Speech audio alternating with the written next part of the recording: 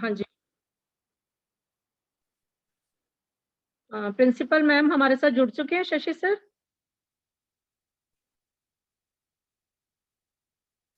एक मिनट, अभी मैं बता देता हूँ आपको। शशि सर, एक ना किस नेम से ये ज्वाइन किया है? मैम प्रिंसी नेम से स्टूडेंट है मेरे ख्याल से, प्रिंसिपल मैम नहीं है। अच्छा, मैं ठीक अपने है नाम ठीक से है सर, ठीक है, मुझे थोड़ा सा कंफ्यूजन था, वही क्लियर करना था। Thank you sir. सर, किसी भी कार्य को प्रारंभ करने से पहले हम ईश स्तुति के साथ, मंत्रोच्चारण के साथ आज की कार्यशाला का प्रारंभ करते हैं। शशि सर, वीडियो ऑन कर दें।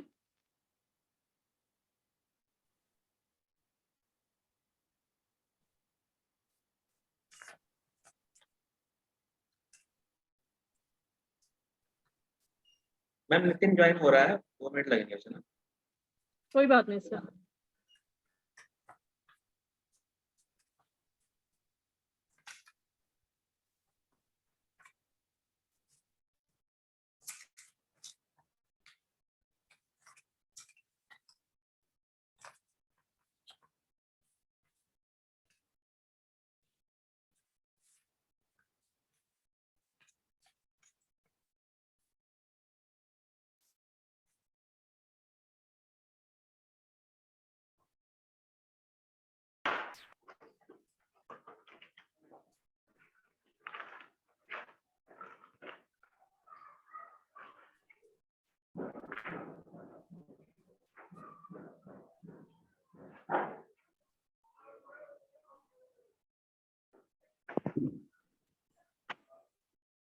आपका आप म्यूट हैं मैडम,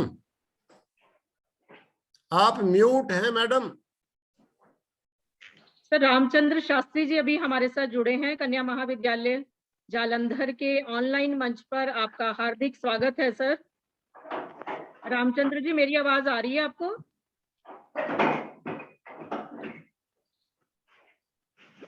हाँ जी, आ रही है जी। जी रामचंद्र जी नमस्ते। यूके में क्या हाँ, टाइम हुआ? नमस्ते। आपके देश में क्या टाइम हुआ अब?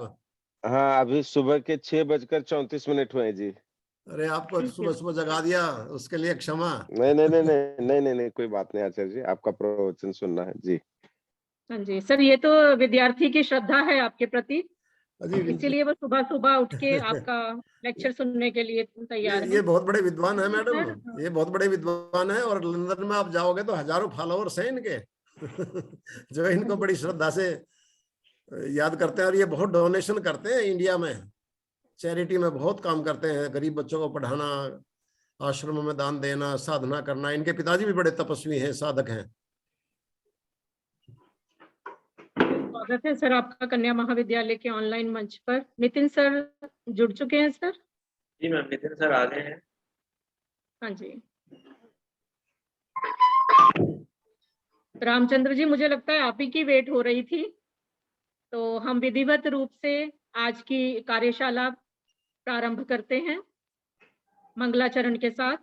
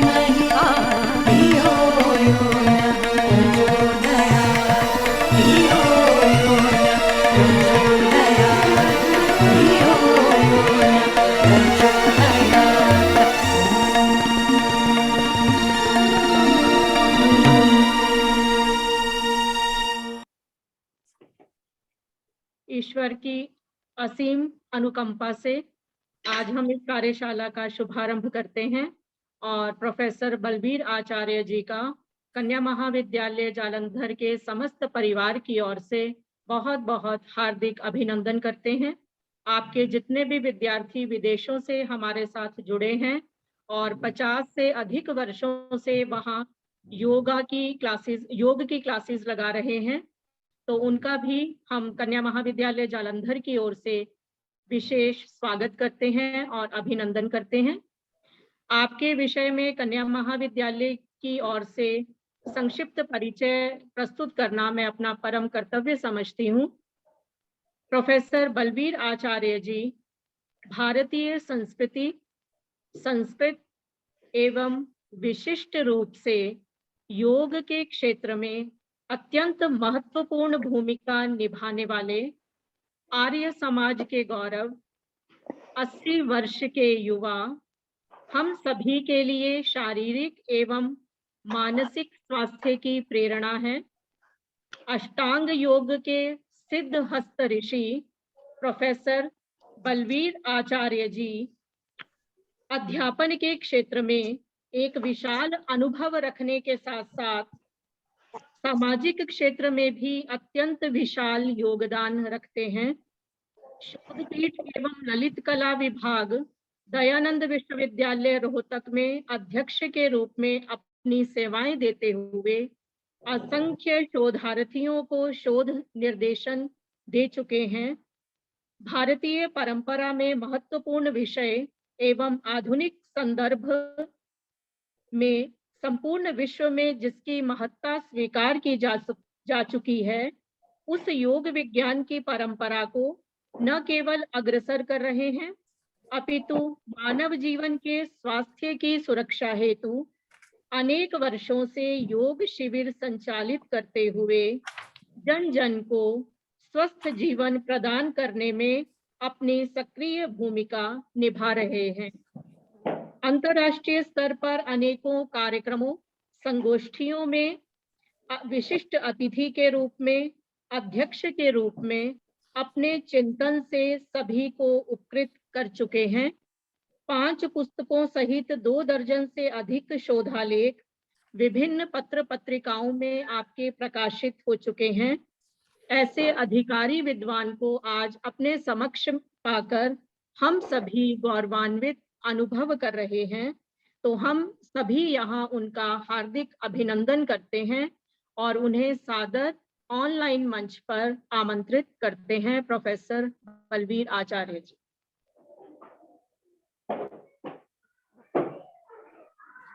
सर्वेभ्यो सादरम नमो नमः। सम्माननीय कन्या महाविद्यालय की प्राचार्य महोदया, सम्माननीय इस कार्यशाला की संयोजिका नीरजा शर्मा जी,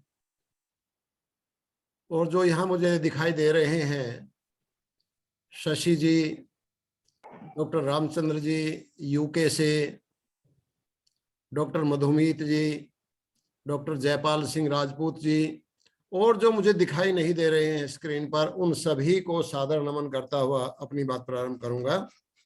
सबसे पहले हम उस परमपिता प्रभु को याद करने के लिए वेद के मंत्रों से उनको याद करेंगे और आप उनका ध्यान करेंगे।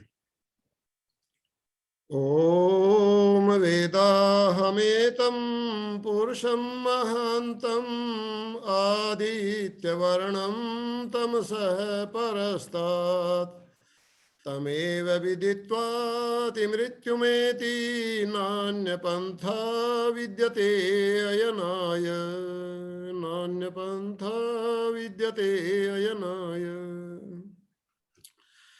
धनहीन कहे धनवान सुखी, धनवान कहे सुख राजा को भारी, राजा कहे महाराज सुखी, महाराज कहे सुख इंद्र को भारी, इंद्र कहे चतुरानन सो, चतुरानन कहे सुख विष्णु को भारी।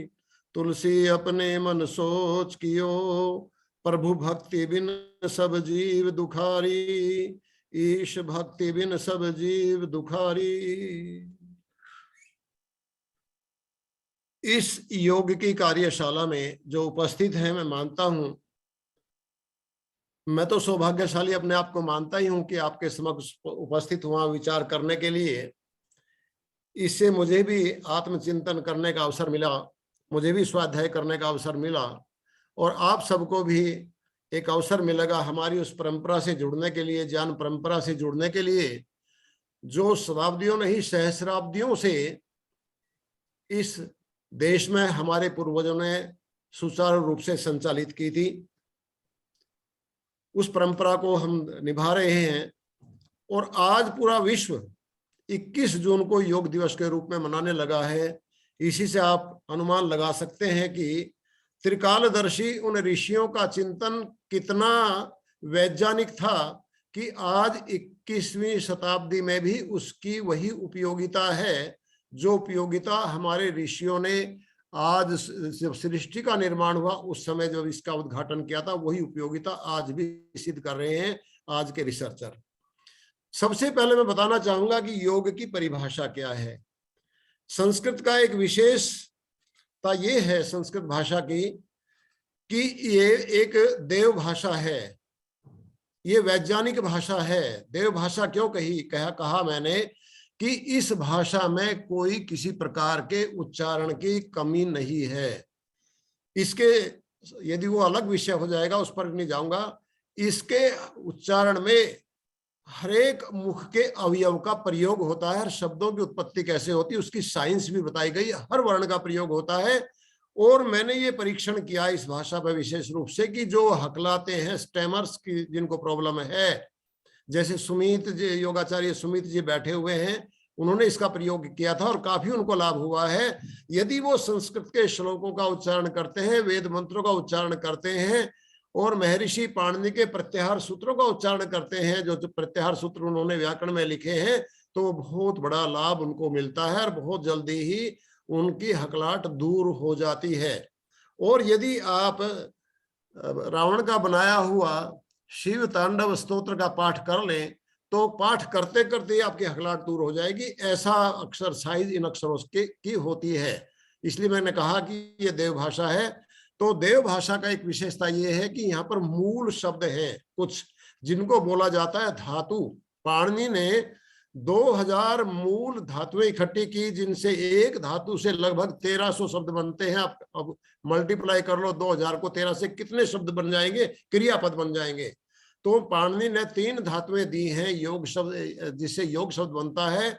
एक है युज संयमने, एक है युजिर योगे और एक है युज समाधौ। तो युज संयमने का अर्थ तो ये है जो आत्म संयम कर लेता है, नियंत्रण अपने बैलेंस में जो जीवन को रखता है। और युजिर योगे का अर्थ है 2 और 2 4, जो योग होता है, जोड़ होता है। और युज समाधौ का अर्थ है योग, क्योंकि जब योग चित्त वृत्ति निरोध है, महर्षि पतंजलि ने योग दर्शन लिखते हुए कहा, तो उसका सबसे पहला जो भाष्य किया वो किया महर्षि व्यास ने। और ये महर्षि व्यास वही है जिन्होंने महाभारत लिखा था, क्योंकि पतंजलि महर्षि व्यास से बहुत पहले हो चुके थे। तो वो लिखते हैं इसी सूत्र में, पहले सूत्र में भाष्य करते हुए योग चित्त वृत्ति निरोध का भाष्य जब करते हैं तो कहा योग है समाधि, कि योग जो है वो समाधि को कहते हैं। तो योग युज समाधौ धातु से योग घय प्रत्यय करके योग शब्द बनता है। और युजिर योगे से भी योग शब्द का समानता हो जाती है, क्योंकि आत्मा और परमात्मा का योग मिलन हो जाता है, लेकिन एप्रोप्रिएट अर्थ है युज समाधौ। और युज संयमने से तो योग का कोई संबंध नहीं है, तो यहाँ से योग शब्द का निर्माण होगा, योग शब्द बनेगा। और योग का इतिहास जो है वो हमारे वेदों से शुरू होता है। और वेद सृष्टि के आदि में 4 ऋषियों को दिए थे परमपिता परमात्मा ने। अमैथुनी सृष्टि हमारे सारे ऋषि मानते हैं कि नौजवान सभी स्पीसीज नौजवान रूप में पैदा हुए थे, चाहे वो मानव जाति हो, चाहे वो पशु जाति हो, चाहे पक्षी जाति हो, चाहे वो वनस्पति जगत हो, सभी यौवन अवस्था में पैदा हुए थे। उसके बाद में मैथुनी सृष्टि हुई थी। तो उस मैथुनी सृष्टि में 4 ऋषि जो पिछले सृष्टि के जन्म जन्मांतरों के बहुत पवित्र आत्मा थे, अग्नि, वायु, आदित्य और अंगिरा, इन चारों को ऋग्वेद, यजुर्वेद, सामवेद और अथर्ववेद का ज्ञान दिया गया था। अब वेद के विषय में बड़ा मतभेद है। पाश्चात्य विद्वान तो इनको कुछ हजार साल पहला मानते हैं और हम सृष्टि के आदि में मानते हैं। चलो इस विवाद में न जाते हुए भी इतना तो सभी विद्वान मानते हैं दुनिया के एक मत से कि इस संसार के साहित्य में, संसार के पुस्तकालय में वेद सबसे प्राचीन ग्रंथ हैं।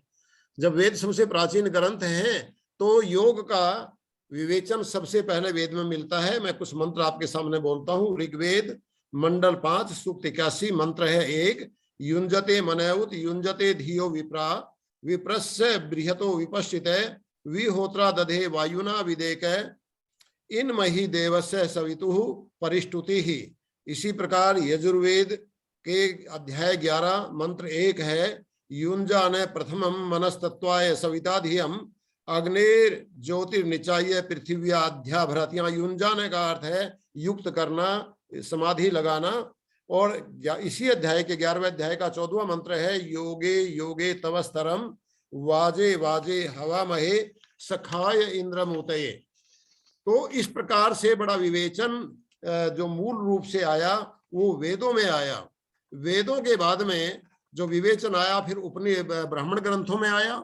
वेद, क्योंकि वेद के पहले व्याख्यान ग्रंथ ब्राह्मण ग्रंथ हैं। फिर आरण्य ग्रंथों में योग का विवेचन हुआ। आरण्य ग्रंथ में प्राणों का बहुत महत्व है, प्राणों का क्या महत्व है, प्राण कैसी साधना की जाती है, तो ये आरण्य ग्रंथ में विवेचन हुआ।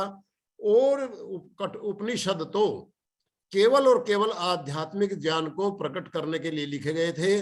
जिसको दाराशिकों ने पढ़ा तो दाराशिकों मोहित हो गया और उन्होंने अनुवाद किया फारसी में, और इसीलिए उसको काफिर कहने लगा औरंगजेब, और उसको अंत में मरवा दिया औरंगजेब ने। युद्ध में युद्ध करके उसके साथ में उसको मरवा दिया, अपने रास्ते से हटा दिया कि ये तो हिंदुओं को अपनाने, हिंदू धर्म को अपनाने लगा है। जबकि यहाँ पर धर्म की कोई बात नहीं थी, यहाँ तो अध्यात्म की बात थी। तो कठोपनिषद में बहुत स्पष्ट रूप से उल्लेख किया। वैसे तो बहुत लंबी कहानी है, वो आत्मा के दर्शन करना चाहता है, लोभ के परिवशीभूत नचिकेता नहीं हुआ। तो वहां पर एक वाक्य आता है, यदा पंचावतिष्ठन्ते ज्ञानानि मनसा सह बुद्धिश्च न विचेष्टते तम आहु परमाम गतिम ताम योगम इति मन्यन्ते। जब पांचों ज्ञानेंद्रियों को, कर्मेंद्रियों को और बुद्धि को, मन को स्थिर करके और वो बिल्कुल साधना में युक्त हो जाता है तो कहते हैं उसको योग कहते हैं। स्थिराम इंद्रिय धारणाम, जब उसकी इंद्रियां बिल्कुल स्थिर हो जाती है, परमत्तस्तदा भवति योगो ही प्रभवाप्ययु। इस प्रकार से ये उपनिषदों में योग आया। और योग का जो इतिहास विधिवत लिया है वो भगवान कृष्ण ने गीता के 4थे अध्याय के 1 से 3 श्लोकों में दिया है। आप उसको देखेंगे तो इमं विवस्वते योगम प्रोक्तवान अहम अव्ययम विवस्वान मनवे प्राह मनुर इक्ष्वाकवे अब्रवीत एवं परंपरा प्राप्तम इमं राज ऋषयो विदु स काले ने इह महता योगो नष्ट परंतप स एवायम मया ते अद्य योग प्रोक्त पुरातन। तो ये कह रहे हैं कि विवस्वान को योग परमात्मा ने दिया, अर्थात वेदों से विवस्वान को योग की शिक्षा मिली। विवस्वान ने वो शिक्षा मनु को दी, मनु ने वो शिक्षा इक्ष्वाकु को दी, और इक्ष्वाकु की परंपरा में राम हुए। हमारे सारे राजा योगी होते थे, और इक्ष्वाकु की परंपरा में ही भगवान बुद्ध हुए। ये सभी एक ही परंपरा के लोग थे, सब योगाभ्यास करते थे, योगी लोग थे। और आपने राजा जनक का नाम सुना होगा, वो भी योग बहुत बड़े योगी थे, विधेय योगी उनको कहा जाता है। वो अलग कहानी होगी, उस पर मैं नहीं जाऊंगा क्योंकि मेरा समय शायद 1 घंटा यहाँ पर होगा, कुछ क्वेश्चन आंसर करेंगे। तो ये इस एवं परंपरा प्राप्तम, इस प्रकार ये परंपरा आगे चलती रही। और इसको राज ऋषि, अर्थात जो राजा थे उनको राज ऋषि कहा गया है। वो सारे योगाभ्यास करने वाले थे। फिर कहा कि बीच में ये परंपरा लुप्त हो गई, और फिर भगवान कृष्ण कहते हैं कि अब मैं इस योग को मैंने तुझे उपदेश दे रहा हूं, इस योग पर तू चल, अपने जीवन में धारण कर, फिर तुझे कोई पाप नहीं लगेगा। तो स काले ने यह महता योगो नष्ट परंतप स एवायम मया ते अद्य योग है प्रोक्त पुरातन है। वो योग मैंने तुझे आज बताया है। अब महाभारत में तो योग बता दिया, लेकिन अभी कुछ 100 साल पहले महाभारत के बाद फिर योग की परंपरा लुप्त हो गई। बुद्ध के बाद तो बिल्कुल ही लुप्त हो गई, हम गुलाम बन गए। तो फिर अब योग की परंपरा आर्य समाज महर्षि दयानंद ने फिर प्रचार किया, जगाया, और उन्होंने सबसे पहले योग दर्शन को प्रमाणिक ग्रंथ घोषित करके और उस योग विद्या का उल्लेख किया सत्यार्थ प्रकाश में, और ध्यान की प्रक्रिया बहुत ही उत्तम रीति से वहां पर समझाई। और यदि आप उस तरह ध्यान करते हैं जो ऋषि दयानंद ने सत्यार्थ प्रकाश के 7वें समोल्लास में लिखा है ध्यान करने की विधि, तो उससे बहुत जल्दी आपका मन रुक जाता है और आनंद की अनुभूति होती है। और महर्षि दयानंद की परंपरा में फिर आर्य समाज ने योग के बड़े बड़े शिविर लगाए। हमारे गुरुजी थे, अभी भी हैं, जीवित हैं, वो 85 साल के हो गए हैं। यहाँ पर मैं ये बता दूं मैडम, मेरी उम्र अभी 70 साल हुई है, सॉरी आपको मैं शुद्ध कर रहा हूँ, 80 साल नहीं है, 85 साल के ना 79 के तो हमारे गुरुजी हैं। और वो गुरुजी जो हैं हमारे बहुत बड़ा काम कर रहे हैं योग पर, और उनकी एक पुस्तक भी लिखी है अष्टांग योग का वैज्ञानिक विवेचन, आप पढ़ना उसको, बहुत अच्छा उन्होंने काम किया है और बहुत साधक है, लिखते रहते हैं। और उसी परंपरा में उनको गुरुकुल में वो सिखाते थे, उसी परंपरा में आज के योग ऋषि रामदेव जी भी ऋषि दयानंद की परंपरा में है, आचार्य देवव्रत जी की, स्वामी देवव्रत जी की परंपरा में है। उन्होंने इसको बिल्कुल जन साधारण तक, जैसे साधारणीकरण होता है ना, रस का साधारणीकरण काव्य प्रकाश में, तो योग की सारी परंपरा का साधारणीकरण कर दिया और बहुत लोग लाभान्वित हुए। और यही रिजल्ट निकला कि आज की वो योग जो है वो सारे संसार ने स्वीकार कर लिया एक मत से, और सभी योग करते हैं, चाहे कोई किसी भी धर्म को मानता है, क्योंकि योग का धर्म से कोई लेना देना नहीं है। ये तो आत्मिक शांति के लिए, अपने ब्लड प्रेशर को ठीक करने के लिए, अपनी नींद को ठीक करने के लिए, हार्ट रेट को ठीक करने के लिए इसका बहुत बड़ा महत्व है। रिसर्च आई हुई है, वो मैं आपको बताऊंगा बाद में। कुछ लोग ये लिखने लगे इंटरनेट पे कि सिंधु घाटी की सभ्यता जो 2700 ईसा पूर्व हुई है, तो 2000 तो ये मान लो, 2700 मतलब 2700 वो लगा लो, तो वो तो इसको इतना ही मानते हैं, 5700 साल पुराना। लेकिन हमारी परंपरा बहुत आगे मानती है। वो कहते हैं कि भी सिंधु घाटी और सरस्वती घाटी की सभ्यता में कुछ भद्रासन करती हुई मातृकाओं की मूर्ति मिली है, मैंने देखी है वो मूर्तियां। तो हमारा क्वेश्चन ये है कि जब वो मूर्तियां बनाई गई योगासन करते हुए, तो उन्होंने थोड़ा योग शुरू किया है, योग की परंपरा पहले से आ रही तभी तो मूर्ति बनाई। कोई परंपरा चलती है, कलाकार तभी तो उस पर चित्रकारी करता है। तो पहले से परंपरा आ रही थी, तो वो परंपरा में मूर्तियां भी लोग बनाते थे, घरों में रखते थे मूर्तियां बना करके योग की। जैसे भगवान बुद्ध की मूर्तियां बना रहे, तो भगवान बुद्ध की मूर्तियां तो बातें बनी, भगवान बुद्ध पहले हुए हैं। ये तो नहीं था कि बुद्ध से पहले वो मूर्तियां बन गई थी, बुद्ध के बहुत बाद बनी है, कोई मूर्ति 500 साल पुरानी बनी, तो ये थोड़ा है कि बुद्ध 500 साल पुराने हुए थे। तो ऐसे ही योग कोई 2700 साल पहले नहीं है। तो ये बात आप लोगों को, सभी विद्याजन यहाँ पर बैठे हुए हैं, इस बात को ध्यान रखना चाहिए कि बहुत परंपरा वेद से प्रारंभ हुई थी, ब्राह्मण ग्रंथों उपनिषद में आती हुई, और गीता का मैंने आपको रेफरेंस दिया है 4थे अध्याय का 1 से 3 श्लोक। तो ये परंपरा इस तरह से आती है, ऋषि को पढ़ाना चाहिए, और यदि कोई गलत छापता है तो उसको क्लियर करना चाहिए। ये तो मैंने सामान्य से रूप से आपको योग का मतलब, योग शब्द की परिभाषा और योग शब्द का मतलब योग का इतिहास थोड़ा सा बताया। अब योग कितना है, कैसा है, उसके विषय में थोड़ी चर्चा करेंगे। भारतवर्ष में 7 प्रकार के योग चल रहे थे। महर्षि पतंजलि तो लिखते हैं योगा स्थित वृत्ति निरोध है, और योग समाधि लिखते हैं। लेकिन एक तो सांख्य योग था, ज्ञान योग था, सांख्य योग को ज्ञान योग कहते हैं। फिर कर्म योग है, भक्ति योग है, मंत्र योग है, लय योग है, हठ योग है, और फिर राजयोग है। राजयोग को ही अष्टांग योग कहते हैं, क्योंकि ये इन सब योगों में प्रमुख है।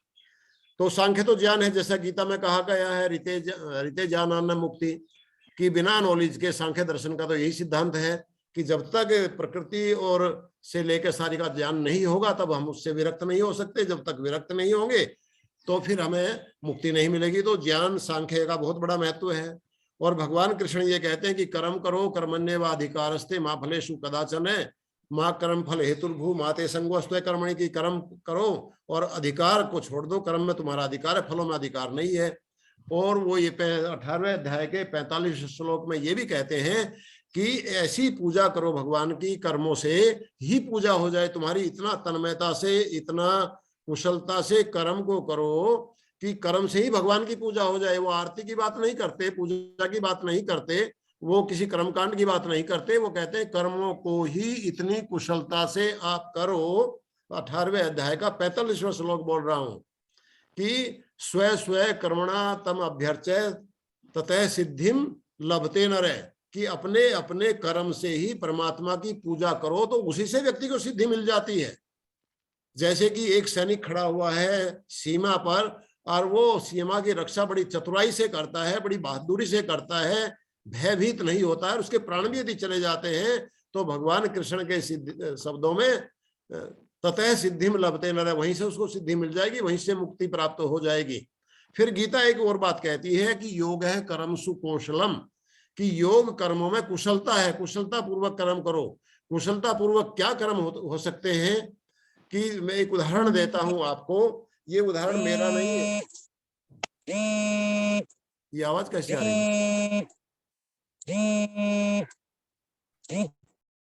ये उदाहरण मेरा नहीं है, आपने भी देखा होगा। ये उदाहरण हमारे प्रधानमंत्री मोदी जी ने दिया था और ये कहा था, बताया था उन्होंने कि योग है कर्मसु कौशलम। क्या चीज है कि एक बार मैं ट्रेन में सफर कर रहा था तो एक छोटा सा बच्चा 10-12 साल का जो अपाहिज था वो ट्रेन में चढ़ा और उसके पास में एक मैला सा थैला था और वो बूट पॉलिश करता था। तो कहा बाबूजी बूट पॉलिश करा लो, इस तरह पूछ रहा था। मेरे पास बैठे हुए सामने एक व्यक्ति था, उसने बूट पॉलिश के लिए उसका रोका और अपने जूते निकाल करके बूट उसको दे दिए। जब उसने बूट दिए तो बूट पॉलिश करने से पहले उसने एक अखबार निकाला और अखबार उस व्यक्ति को दे दिया। वो व्यक्ति अखबार पढ़ने लगा, उसने बूट पॉलिश की, बूट पॉलिश के पैसे तो दिए, जो उसका रेट था उसने उसको 1 रुपया एक्स्ट्रा भी दिया। तो मुझे ये बात बड़ी आश्चर्यचकित कर गई कि बूट पॉलिश करने वाले तो मैंने बहुत देखे थे लेकिन अखबार कोई किसी को नहीं देता था। तो मैंने उसको रोका, बेटे कहाँ के हो? तो उसने कहा जी मैं कर्नाटक का हूँ। कि भाई ये काम क्यों करते हो? कि मदर फादर बचपन में गुजर गए थे, परिवार में कोई है नहीं, तो मैं भीख मांगना उचित नहीं समझता था, इज्जत से जीवन जीता था, पढ़ा लिखा नहीं हूं, तो मैंने ये काम सीख करके मैंने ये काम अपना लिया। हालांकि पुश्तैनी काम हमारा ये नहीं था, खेती करने का काम था पुश्तैनी तो, लेकिन मैंने ये काम शुरू कर लिया। उसके बाद में कहा कि वो तो ठीक है लेकिन आप अखबार क्यों रखते हो? कहा कि जब मैंने ये काम शुरू किया तो लोग मेरी तरफ देखते रहते थे, उठा ली मैं इतने बूट पॉलिश करता, तो मैंने सोचा कि इनको भी कुछ काम मिलना चाहिए। तो मैंने सोचा कि सुबह सुबह आते हैं लोग, अखबार होता नहीं है तो मैंने 2 अखबार में ले लेता हूँ, एक हिंदी का और एक इंग्लिश का, और जो दिखता है पढ़ा लिखा इंग्लिश जानता है उसे मैं इंग्लिश का अखबार दे देता हूँ, जो लगता है कि भाई थोड़ा देहात से आया शायद इंग्लिश नहीं जानता हो उसको मैं हिंदी का अखबार दे देता हूँ। और वो अखबार इतना खबर पढ़ लेते इतना मैं बूट पॉलिश कर देता हूँ, और वो भी दया करके मेरे ऊपर बूट पॉलिश का पैसा तो देते ही हैं, एक्स्ट्रा पैसा भी दे देते, तो मेरी इनकम भी एक्स्ट्रा हो जाती है। तो मोदी जी कहते हैं कि ये है कर्मों में कुशलता। हमारा अपना कर्म है, लेख सब लिखते हैं, भाषण सब देते हैं, काम सब करते हैं, तो उसमें और अधिक कुशलता कैसे लाई जाए अपने जीवन में। तो गीता का ये बहुत बड़ा संदेश है, योग है कर्मसु कौशलम। ये तो परिभाषा हो गई योग की। अब योग की जो महर्षि पतंजलि जो योग के आदि सूत्रधार हैं जिन्होंने संकलन किया, देखिए महर्षि पतंजलि ने योग दर्शन लिखा, लेकिन योग दर्शन महर्षि पतंजलि की अपनी रचना नहीं है, अपना अनुभव नहीं है। 500 ऋषियों को उन्होंने कॉन्फ्रेंस की थी, जैसे मैडम नीरजा शर्मा और प्रिंसिपल क्या नाम है, नाम भूल गया मैं, प्रोफेसर अतिमा शर्मा। अतिमा शर्मा, अतिमा नाम पहली बार सुन रहा है इसलिए वो भूल जाते हैं। अतिमा शर्मा जी ने जैसे ये वर्कशॉप की है तो बहुत से विद्वान बुलाएंगे। अब इनके फिर आर्टिकल भी वो छापेंगे सबके, तो जिनका जो आर्टिकल है और वो किताब फेमस हो जाए। तो वही बात ऐसे की थी कि उस समय भी बड़ी बड़ी कॉन्फ्रेंस होती थी, महाभारत काल में भी कॉन्फ्रेंस होती थी और उसके बहुत प्रमाण महाभारत में ही है। तो 500 ऋषियों का जो अनुभव था वो संकलित करके उन्होंने योग दर्शन बनाया। और योग दर्शन कितना है, 4 तो उसमें अध्याय कह लो, पाद कह लो, 4 पाद हैं। पहला समाधि पाद है, दूसरा साधन पाद है, तीसरा विभूति पाद है, चौथा कैवल्य पाद है। और इन चारों में 195 सूत्र हैं, 195 ओनली। और यदि उनको A4 साइज के पेज पर आप लिखोगे, इस पर A4 साइज के पेज पर, तो एक पेज पर वो 95 सूत्र 12 पॉइंट के उसमें लिखोगे आप, या 10 में लिखोगे तो आ जाएंगे, इतने बड़े सूत्र हैं। लेकिन उनकी जब व्याख्या करेंगे तो 500-600 पेज में लोगों ने व्याख्या की हुई है, कम से कम 500-600 पेज की व्याख्या मेरे पास रखी हुई है। और यदि जीवन में उतारोगे तो पूरा जीवन लग जाता है, तब भी उसकी पूरी तरह से वो समाधि और वो जो केवल समाधि है उसका अनुभव नहीं हो पाता। तो हमारी परंपरा रही है कि ज्ञान को बहुत संक्षिप्त रूप में दे देते थे और उसका विस्तार आगे करते रहो, क्योंकि उस समय शायद कागज तो थे नहीं, वो तो पत्थरों पर लिखते थे या पेड़ की छाल पर लिखते थे। तो एक साइंस उन्होंने ऐसी विकसित कर ली, और याद करने की दृष्टि से भी कि भी याद कर लो, 95 सूत्र कितने, 195 याद कर लेते हैं। पाणिनि ने अष्टाध्यायी लिखी, उसमें भी 27 आचार्यों का नाम उन्होंने लिखा है जिन जिनसे उन्होंने हेल्प ली थी, और वो भी याद करते हैं लोग। और वो ऐसा व्याकरण दुनिया में आज तक है ही नहीं, और वही कारण है कि अब उस पर रिसर्च आ रही है बड़ी बड़ी, और रिसर्च ये कह रही है कि आने वाले भविष्य में कंप्यूटर की भाषा संस्कृत होगी। क्यों? क्योंकि संस्कृत की शब्दावली का अर्थ नहीं बदलता है, चाहे वो 100 शब्दों का कोई शब्द हो, उसको 100 बार आप लिखोगे तो अर्थ वही निकलेगा इस भाषा का। सबसे बड़ी बात यह है, इसलिए कंप्यूटर की भाषा यही होने जाएगी आगे, क्योंकि और कोई भाषा ऐसी नहीं है कि जिसका क्रम बदल जाए और अर्थ ना बदले। संस्कृत में ही वो योग्यता है कि क्रम बदल जाएगा शब्द वाक्य में शब्दों का, लेकिन अर्थ परिवर्तन नहीं होगा। तो इसलिए नहीं तो मैं कह तो ये रहा था कि 500 ऋषियों का उसमें अनुभव है। तो महर्षि व्यास ने कहा कि ये अष्टांग योग का वर्णन उन्होंने किया। योग के 8 अंग हैं, यम, नियम, आसन, प्राणायाम, प्रत्याहार, धारणा, ध्यान और समाधि।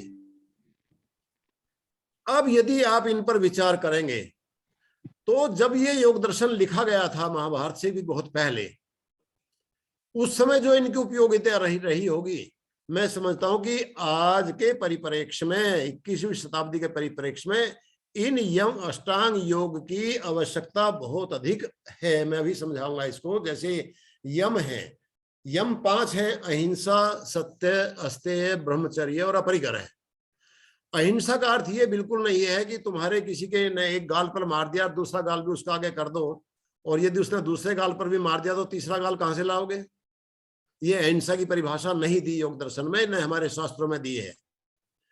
ये अहिंसा है व्यक्तिगत, परिवार में हिंसा ना फैलाओ, समाज में हिंसा ना फैलाओ, अपने व्यवहार से वहां पर शांत भाव से रहो, छोटे बड़े का सम्मान करके रहो, बड़ों से यदि कोई गलती हो रही है तो उनसे लड़ो झगड़ो नहीं, छोटे से भी यदि कोई गलती हो जाती है तो उसकी पिटाई ना करो, उससे झगड़ा ना करो, पड़ोसी से कोई गलती हो जाती है तो उसके साथ मार पिटाई नहीं करो, मुकदमेबाजी न करो। इस रूप में यहाँ अहिंसा का वर्णन है। लेकिन जहां राष्ट्र की बात है तो राष्ट्र के लिए तो ये कहा है कि हन्याद आतताइनम विचारयन, कि बिना विचार करे आतंकवादियों को मार दो, उन पर मुकदमा नहीं चलाया जाता। मुकदमा को गवाही कौन देगा उनके खिलाफ, ये सिद्धांत दिया है। और अथर्ववेद में लिखा है कि यदि नो गाम हंसी यद्यस्वम यदि पुरुषम तत्वा शीशेन विद्यामो यथानो असोवीरहा, कि यदि कोई हमारे राष्ट्र की गौओं को, पशुओं को मारता है, मनुष्यों को मारता है, हमारी खेती को उजाड़ता है, उसको वहीं शीशे की गोली से बींध दो। ये कहते हैं ना, साइंस का विकास तो अब हुआ, गोलियां बनी है। अथर्ववेद का उदाहरण दे रहा हूँ, तम त्वा शीशे न विद्यामो, शीशे की गोली शीशे से वहीं बींध दो, उसके ऊपर बम फेंक दो जिसमें शीशा भरा हुआ है। तो ये कह रहे राष्ट्र की रक्षा के लिए अहिंसा नहीं होती। राष्ट्र की रक्षा के लिए तो सेना को सशक्त रखना पड़ता है, और सामवेद उपासना का वेद माना जाता है। वहां लिखा है अस्माकम वीरा उत्तरे भवंतु, हमारे वीर उत्तर हों, हमारे वीर सबसे बलवान होने चाहिए, सेना हमारी, तभी हम रक्षक होंगे। यही कारण रहा कि जब भगवान बुद्ध ने राजा अशोक को अहिंसक बना दिया, अहिंसा का पाठ पढ़ा दिया, तो हम गुलाम हो गए। लुटेरों ने समझा, आतताइयों ने समझा कि यहाँ तो कोई कुछ कहेगा ही नहीं, ये तो सब शांत भाव से बैठे हैं, ये तो अहिंसक हो गए हैं, सेना के पास हथियार नहीं है, बौद्ध विहार खुले हुए हैं। उन्होंने आक्रमण करने शुरू कर दिए, और अफगानिस्तान से सिकुड़ते सिकुड़ते सिकुड़ते सिकुड़ते हमारा देश कितना छोटा सा हो गया, चारों तरफ से कट गया। तो यहाँ अहिंसा का मतलब है कि समाज में हिंसा नहीं फैलानी चाहिए, पड़ोसियों के साथ प्यार से रहना चाहिए, परिवार में प्यार से रहना चाहिए। अहिंसा का मतलब ये है। दूसरा है सत्य, जो बात जैसी हो उसको वैसा कहना चाहिए। लेकिन एक बात और मैं आपको बताता हूं, योग दर्शन के भाष्य करते हुए, सत्य की परिभाषा लिखते हुए महर्षि व्यास ये लिखते हैं, एक बार ध्यान से सुनना इस बात को, कि सत्यम यथार्थे वांग मन से, सत्य वो जैसा जो यथार्थ हो वाणी और मन में, यथा दृष्टम यथानुमतम अनुमितम यथा श्रुतम तथा वांग मनश्चेति, जैसा देखा है, जैसा अनुमान किया है, जैसा सुना है, वैसा ही मन और वाणी में होना चाहिए। परंतु परत्र स्वबोध संक्रांतये वागुक्ता सा यदि न वंचिता भ्रांता व प्रतिबंध्या व भवेदिति, लेकिन वो सत्य छल कपट से युक्त नहीं होना चाहिए। भाई सत्य तो है लेकिन वो छल से बोल रहा है। जैसे महाभारत में ध्यान होगा आपको कि अश्वत्थामा युद्ध कर रहा था, द्रोणाचार्य का संकल्प था यदि मेरा पुत्र मर गया तो मैं युद्ध नहीं करूंगा। अब युद्ध अश्वत्थामा द्रोणाचार्य का पुत्र था, द्रोणाचार्य बड़ा विध्वंस कर रहे थे सेना का, तो भगवान कृष्ण ने कहा कि भाई ऐसा करो, इसको युद्ध से हटाओ, और तरीका ये है, इसकी प्रतिज्ञा है, जो अश्वत्थामा मर जाएगा तो मैं युद्ध नहीं करूंगा। अश्वत्थामा युद्ध कर रहा है, अब उसको तो वो तो छिपा हुआ तो मार नहीं सकते, सेना के बीच में है। तो एक अश्वत्थामा नाम का हाथी था, वो मार दिया, और ये कहा अश्वत्थामा हाथों घोषणा कर दी। अब द्रोण ने पूछा, द्रोणाचार्य ने, कि नरोवा कुंजरोवा। अब युधिष्ठिर तो सत्य बोलते थे, तो उसी बीच में भगवान कृष्ण ने कहा ढोल बजा दो, शोर मचा दो। शोर मचा दिया, उसे सुनाई नहीं दिया कि वो, उसने कहा कि कुंजर है, कुंजर माने हाथी मरा है, मनुष्य तो मरा नहीं है। लेकिन वो बात उसको सुनने नहीं दी, क्योंकि ढोल उस समय नगाड़े बजवा दिए, ढोल बजवा दिए। तो ये छल कपट है, ये ऐसा सत्य है, मतलब इस तरह का नहीं बोलना चाहिए। एक तो बात ये कही है। दूसरी बात जो मैं कहना चाह रहा हूं, वो सबसे बड़ी बात ये है कि एषः सर्वभूतोपकारार्थ प्रवृत्ता न तो भूतोपघाताय। ये जो सत्य की वाणी है, ये सारे प्राणियों के उपकार के लिए होनी चाहिए, प्राणियों का नुकसान करने के लिए, उनको मतलब हर्ट करने के लिए नहीं होनी चाहिए। जैसे मान लीजिए आप कोई गुंडे लगे हुए हैं और वो व्यक्ति के पीछे मारने के लिए, और वो आपके पास आकर के कॉलेज में आ गया और आपके पास छिप गया, और आपको पता है कि वो यहाँ छिपा है, पीछे से वो गुंडे आए 5-7 मिनट में, कहा जी इस तरह से एक व्यक्ति यहाँ से भागा हुआ आया था और आपने देखा है क्या। यदि आपने उसको बता दिया तो योग दर्शन की भाषा में आप जो है पापी हो जाओगे, क्योंकि उसको मार के चले जाएंगे तो हत्या का पाप आपको भी लगेगा। ये योग दर्शन कह रहे हैं। ये कह रहे तेने पुण्याभासेन पुण्य प्रतिरूपेण कष्टतमं प्राप्नुयात् यदि चेयोपि अधियमाना भूतोपघात प्रवेशान न सत्यम भवेत पापमेव तद भवेत। कहते हैं यदि वो प्राणियों का नुकसान हो जाता है, उससे मास लेवल का नुकसान हो जाता है, तो वो पाप हो जाएगा, वो सत्य नहीं होगा। ये मैं नहीं, ये महर्षि व्यास लिख रहे हैं सत्य की परिभाषा करते हुए।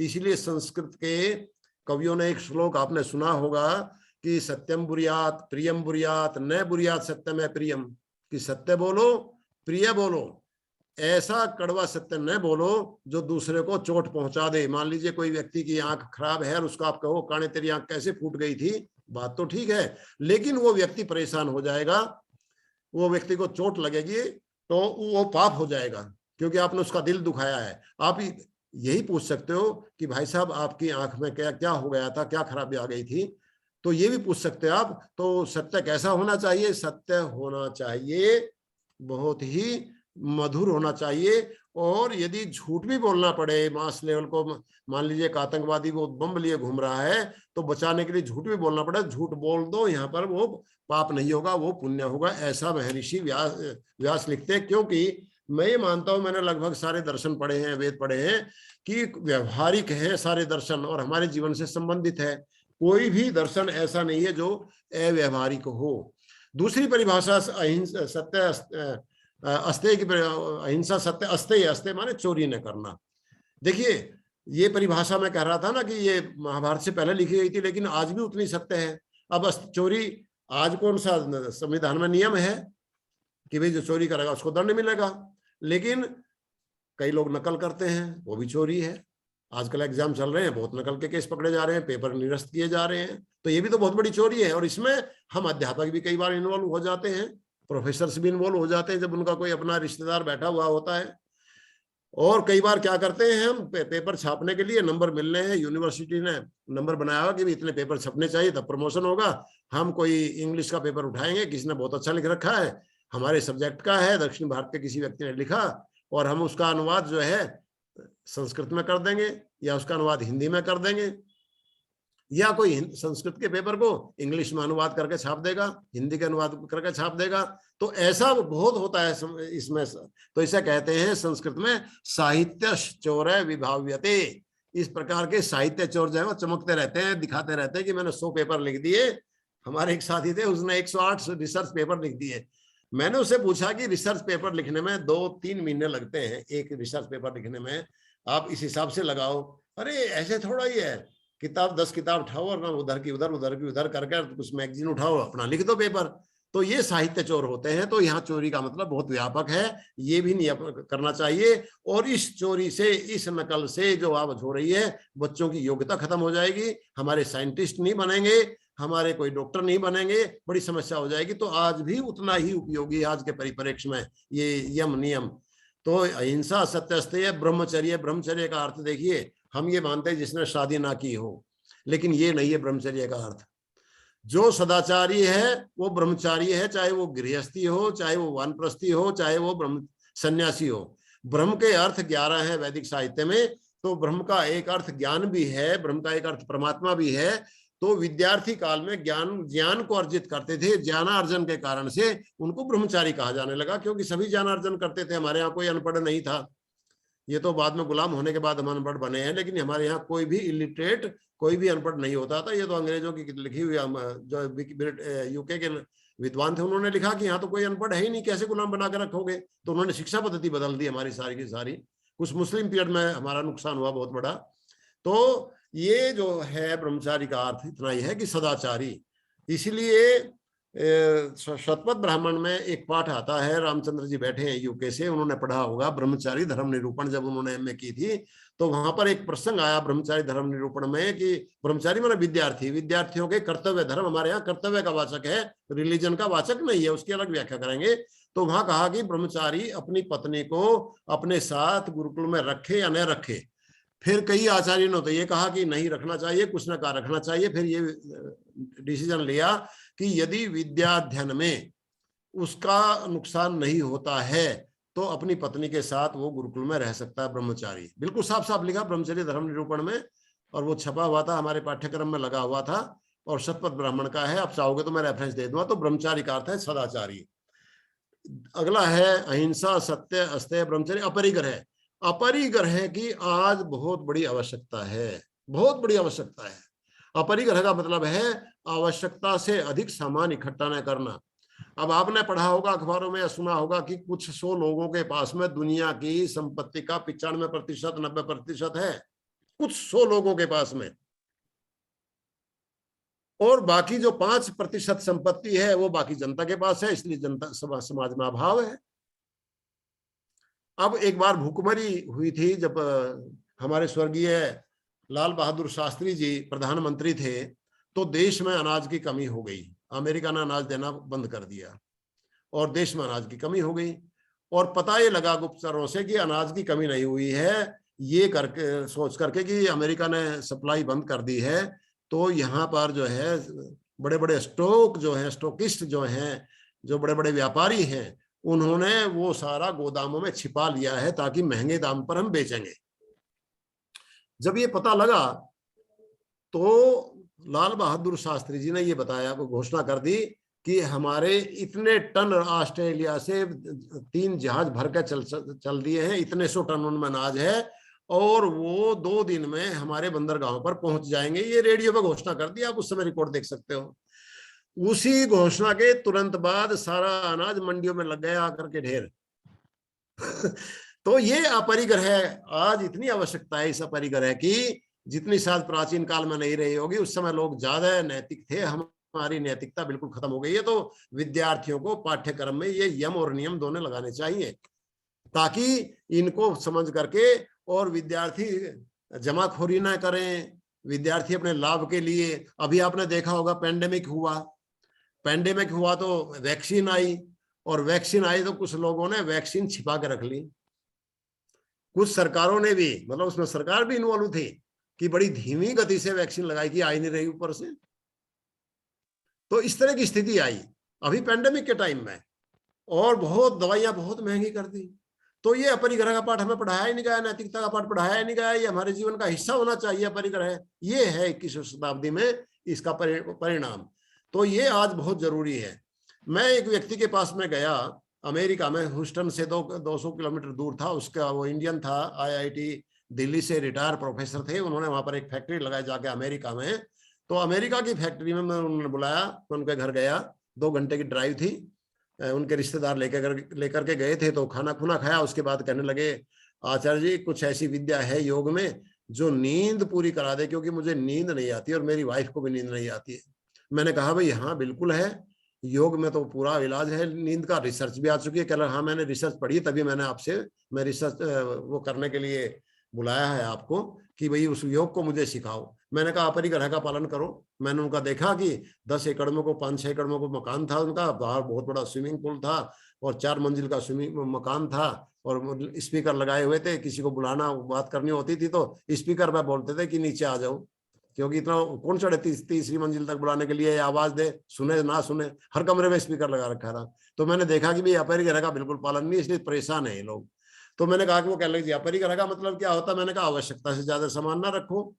मान लीजिए आपके पास में 2 आदमी यहाँ रहते हो, आप पति पत्नी रहते हो, आपने वैसे तो मकान ही बहुत बड़ा बना रखा है, इसकी जरूरत नहीं थी, फिर भी यदि आपके पास में 2 कार की जरूरत है तो 3 रख लो, कोई खराब हो जाए तो तीसरी चला लेना, ये नहीं कि आप 10 कार रख लो।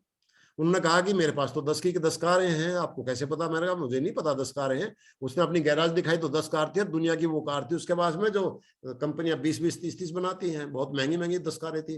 क्या मुझे शौक है? तो मैंने कहा इसलिए तो नींद नहीं आती, अब इसकी आपको इंश्योरेंस कराना पड़ेगा, इसकी सर्विस करानी पड़ेगी, इसका मेंटेनेंस कराना पड़ेगा, और समस्या है तो आपके सामने। तो ये चीजें समझा के मैंने कहा योगासन करो। तो इस तरह से ये अपरिग्रह का मतलब ये है, इसकी बहुत उपयोगिता है। देखिए भारत हमारे वेद में ये कहा है, माता भूमि पुत्रो अहम पृथिव्या, ये अथर्ववेद के भूमि सूक्त का 12वें कांड के पहले सूक्त का मंत्र है, माता भूमि पुत्रो अहम पृथिव्या, भूमि मेरी माँ है और मैं इसका पुत्र हूँ। माँ कभी भी अपने बच्चों को भूखा नहीं रहने देती, चाहे उसको कितना भी परिश्रम करना पड़े। चाहे माँ के 5 बच्चे हैं और उसके पास आर्थिक स्थिति ठीक नहीं है तो घरों में जाके बर्तन भी साफ करती है बच्चों को खाने के लिए, वो भिक्षा भी मांग के लाती है बच्चों के लिए। तो ऐसे ही भूमि को जब माता कहा तो माता भूमि में इतनी शक्ति है कि वो हर प्राणी का पेट भर देती है। यहाँ पर चींटी का पेट भी भरता है और हाथी का पेट भी भरता है, लेकिन वो अपरिग्रही हैं, कोई इकट्ठा करके नहीं रखते। यदि हाथी इकट्ठा करके रख दे जंगलों को तो जंगल का नाश तो 2 दिन में हो जाएगा, बरसात भी नहीं होगी, तोड़ कर रख देंगे भाई हम तो खाएंगे, जैसे मनुष्य ने भर भर के अपने बैंक बैलेंस बना लिए। तो सर आप प्रश्नोत्तर कर लें यदि किसी को कोई जिज्ञासा हो तो। मैडम मेरे तो अभी थोड़ा सा ही हुआ है अभी तो 10वां, अभी तो 1 अंक की व्याख्या हुई 8 में से। मैं सोच रहा था कि 1 घंटा मुझे आप देंगे, 1 घंटे के बाद में फिर प्रश्नोत्तर करेंगे। थोड़ा सा मैं प्रैक्टिकल करा दूं फिर? हाँ जी सर, हाँ जी। चलिए, तो मैंने यम की व्याख्या की, फिर कभी इसकी व्याख्या करेंगे। एक आया धारणा, ध्यान और समाधि। ये क्यों करने चाहिए, योगासन क्यों करने चाहिए? देखिए रिसर्च ये आई है कि एक व्यक्ति जिम में जाता है, दूसरा व्यक्ति सिर्फ योगासन करता है, तो जो योगासन करता है उसका वर्क एफिशिएंसी ज्यादा होती है, उसका स्टेमिना ज्यादा बन जाता है, उसकी मसल्स, उसके जॉइंट्स ज्यादा काम करते हैं, उसको ना नी प्रॉब्लम होती है, ना शोल्डर प्रॉब्लम होती है, ना लंबर प्रॉब्लम होती है। दूसरी बात आई है रिसर्च पर, ये आई है मेडिटेशन पर। मेडिटेशन पर रिचर्ड डेविडसन ने 2004 में रिसर्च करके, ये उसने साधुओं का रिसर्च की थी जो मोंक थे, बौद्ध भिक्षु थे, लंबा लंबा ध्यान करते हैं बैठ करके। तो ये कहा था कि उनकी गामा वेव जो है वो 30% और लोगों की अपेक्षा ज्यादा निकलती थी, और ये gamma waves are associated with the self control, intelligence, happiness and positive emotions. ध्यान करने से जेनेटिक लेवल पर भी परिवर्तन होता है। आप यदि देखेंगे जेनेटिक लेवल पर जो परिवर्तन हो रहा है, तो 2 व्यक्ति हैं, इन्होंने रिसर्च की थी, निकोलस एस सुचोटोस और जॉन एम मेलोफ। इन्होंने 190 प्रतिभागियों पर रिसर्च की थी और ये कहा कि और रिसर्च की जरूरत है। तो ये कह रहे थे कि इन्होंने पाया कि हमारे क्रोमोसोम्स में, ब्लड में क्रोमोसोम्स होते हैं, उसमें टेलोमेयर्स होते हैं, टेलोमेयर्स की लंबाई बढ़ जाती है तो व्यक्ति की आयु बढ़ती है ध्यान करने से, और यदि टेलोमेयर्स छोटे हो जाते हैं तो व्यक्ति जल्दी बूढ़ा हो जाता है। और महर्षि मनु ने ये लिखा है मनुस्मृति में कि ऋषयो दीर्घ संध्यत्वात् दीर्घम आयुरवाप्नुयु, कि ऋषियों ने लंबा लंबा ध्यान करके लंबी आयु प्राप्त की। तो अब जब वो हम कह रहे थे तो लोग मजाक उड़ाते थे कि ध्यान करने से लंबी आयु कैसे हो सकती है, और जब ये सिद्ध कर दिया कि भाई ध्यान करने से लंबी आयु बढ़ती है तो इनको प्राइज मिल रहे हैं, इनका सब जगह नाम हो रहा है, इनके पेपर छप रहे हैं, इन्होंने सिद्ध कर दिया। तो इसी प्रकार से 2011 में एक रिसर्च की सारा लेजर ने, ये लोग अभी जीवित हैं, ये अमेरिका के लोग हैं, इन्होंने हार्वर्ड यूनिवर्सिटी में 8 हफ्ते का ध्यान के बाद ये परिणाम निकाला कि ब्रेन हमारा 3 जगह से इफेक्टेड होता है, left hippocampus, posterior cingulate cortex और एमिग्डाला के सेल वॉल्यूम को डिक्रीज करता है। तो इस तरह से ब्रेन जो जब होता है तो इससे हमारी विल पावर बढ़ जाती है, हमारी खुशियां बढ़ जाती है, हमारी इच्छा शक्ति बढ़ जाती है, और हमारा विचार जो है, नेगेटिव विचार चलते हैं, वो खत्म हो जाते हैं। देखिए एक व्यक्ति के मन में 24 घंटे में कुछ साइंटिस्ट तो ये कहते हैं 6000 विचार आते हैं, और कुछ साइंटिस्ट ये कह रहे हैं कि लगभग 60 से 70,000 विचार आते हैं। तो जो साधन करते होंगे विद्यार्थी, प्रोफेसर होंगे, उनके कम उनके उसमें कम आते हैं विचार, 6000 आते होंगे। और जो शराब वगैरह पीते हैं, कुटेव में फंसे, उनके 60 से 70,000 विचार आते हैं। और इन चाहे 6000 विचार आओ, चाहे 60-70,000 विचार आओ, 80% विचार ऐसे होते हैं जो हम दूसरों को नहीं बता सकते मन में। वो इतने नेगेटिव होते हैं कि हम दूसरा के चर्चा ही नहीं कर सकते। सिर्फ 20% विचारों से हम अपना काम चलाते हैं, क्योंकि बुद्धि का कंट्रोल मन पर होता है। तो इनको प्रभावित करने के लिए मेडिटेशन, योग बहुत जरूरी है। एक और रिसर्च हुई थी कि जिससे जो शराब पीने वाले ग्रुप थे उन पर की थी कि ध्यान करने वाले लोगों की बुरी आदतें छूट जाती है, उनके अंदर इतनी विल पावर आ जाती है।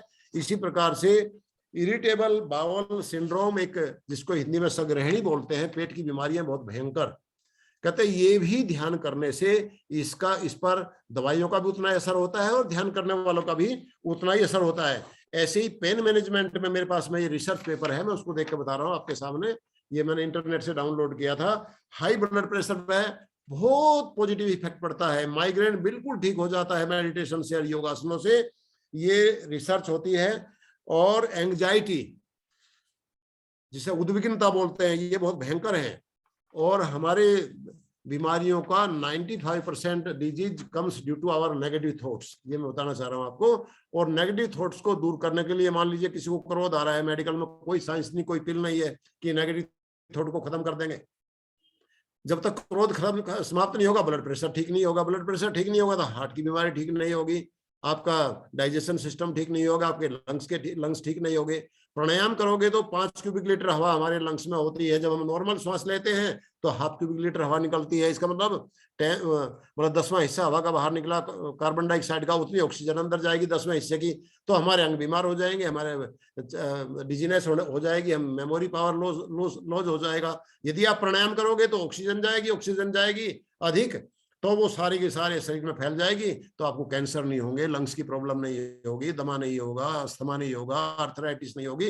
ये बहुत से इसके लाभ हैं। क्योंकि टाइम नहीं है तो इसलिए मैंने बहुत जल्दी थोड़ा सा ये बताया आपको। मैं तो सोच रहा था कि आधे घंटे का मैं आपको ध्यान का भी प्रैक्टिस कराऊंगा, लेकिन कोई बात नहीं, उसको फिर मैं ध्यान की प्रैक्टिस कराऊंगा। तो थोड़ी सी रिसर्च भी मैंने जो मॉडर्न साइंस में हुई वो बताई, और यम और यम के बारे में बताया। तो आप कोई क्वेश्चन है, कोई संदेह है तो मेरे से पूछ लीजिए। यदि किसी प्रतिभागी की कोई जिज्ञासा है तो प्रश्न कर सकता है। आप अपने आप को अनम्यूट कीजिए और अपनी जिज्ञासा का शमन कीजिए। सॉरी फॉर इंटरप्टिंग सर, आपने बुक बताई थी सर, अष्टांग योग का वैज्ञानिक विवेचन, इसके राइटर कौन है सर? नहीं, योग का वैज्ञानिक ये है स्वामी देवव्रत आचार्य। इन्होंने पीएचडी भी की हुई है। Thank you sir. इन्होंने पीएचडी भी की हुई है। मेरे से आप बाद में नंबर ले लेना, मैडम के पास मेरा नंबर है, फोन कर लेना, मैं नंबर दे दूंगा। फरीदाबाद में इनका आश्रम है, और ये बड़े इंट्रोवर्ट हैं, मतलब अंतर्मुखी हैं, लेकिन हजारों नवयुवकों को प्रशिक्षण, हजारों लाखों नवयुवकों को प्रशिक्षण दिया आर्यवीर दल के माध्यम से इन्होंने। लेकिन ये ज्यादा लोगों को अपने आप को प्रदर्शित नहीं करते कि जी मैं इस तरह का हूँ, अपना शांत भाव से रहते हैं। और मुझे भी उन्होंने योग सिखाया था। Thank you sir, thank you. Sir मेरा एक ध्यान का एक प्रश्न है। हाँ जी बोलिए। सर ध्यान का अर्थ ये हुआ कि हम मेडिटेशन के समय किसी वस्तु का ध्यान कर रहे हैं, वो ईश्वर का हो सकता है या किसी दूसरी चीज का। लेकिन आजकल एक ट्रेंड है कि जिसमें सिर्फ सांस पे ध्यान देते हैं, कोई ईश्वर नहीं, कुछ और कुछ नहीं। तो आप इन दोनों में क्या फर्क महसूस कर रहे हैं? देखिए, ये है प्रेक्षावृत्ति जिसको आप कह रहे हैं, इसको बोलते हैं माइंडफुलनेस। माइंडफुलनेस का करोड़ों डॉलर का बिजनेस चल रहा है यूएसए में और यूरोप में, मैंने देखा है उनका। तो वो क्या है, माइंडफुलनेस ही सब प्रेक्षावृत्ति माते भावातीत ध्यान है या विपश्यना है, ये सारे के सारे, या प्रेक्षा ध्यान है, ये सारे साक्षी वृत्ति इनको बोलते हैं योग दर्शन की भाषा में, योग की भाषा में। तो उद्देश्य हमारा है मन को रोकना, उद्देश्य हमारा है मन को रोकना। और प्रारंभ में जब आप शुरू करते हैं, ये है धारणा, देश बंध चित्तस्य धारणा, तत्र प्रत्येकतांता ध्यानम, तदेव अर्थमात्र निर्भासम स्वरूप शून्यमेव समाधि, ये 3 चीज हैं। तो जो ये धारणा है, श्वास पर ध्यान दो, ओम चैंटिंग पर ध्यान दो, या किसी जगह पर अपने नाभि पर ध्यान लगा लो, अपने भ्रुकुटी में ध्यान लगा लो, अपने हार्ट पर ध्यान लगा लो, तो ये धारणा की कोटि में आते हैं कि किसी एक देश पर ध्यान को लगा लेना। और जैसे बच्चे को हम पहले ए आ ई उ के अक्षर लिखना सिखाते हैं, उस पर लिखा होता है, उसके फोटो बने होते हैं, ए फॉर ए के लिए आम बना देंगे और फिर उसे लिखना सिखाएंगे, तो ये प्रारंभिक स्थिति इसी तरह की है।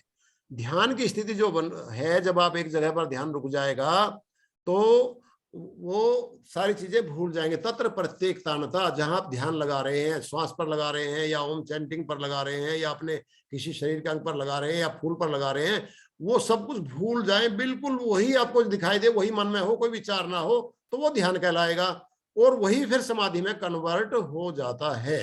ये है सामान्य रूप से ध्यान। एक बात मैं और उदाहरण देता हूं।